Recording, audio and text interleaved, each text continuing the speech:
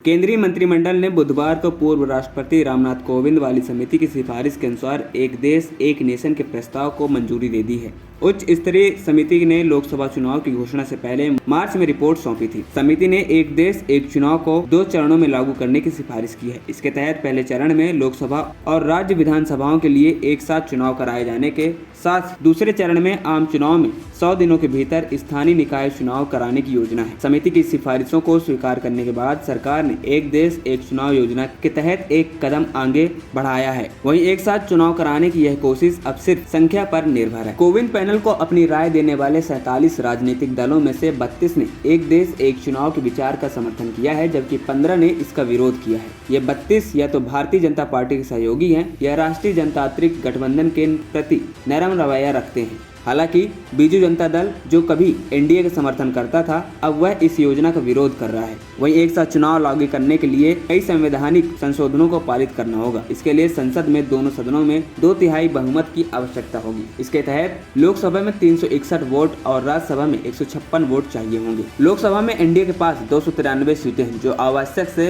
68 कम है। वहीं छोटे गैर गठबंधन दलों के 16 वोटों को एनडीए के साथ जोड़ दें तो भी एनडीए को विपक्ष के समर्थन की जरूरत पड़ेगी। वहीं इंडिया ब्लॉक के पास 237 सीटें हैं। वहीं 2 सीटें नदेड़ और वायनाड सीट खाली है। मौजूदा परिदृश्य को देखते हुए केंद्र को यहां मुश्किलों का सामना करना पड़ सकता है। बता दें, राज्यसभा में एनडीए के पास 121 सीटें हैं, जो बहुमत के लिए आवश्यक 156 से बहुत कम है।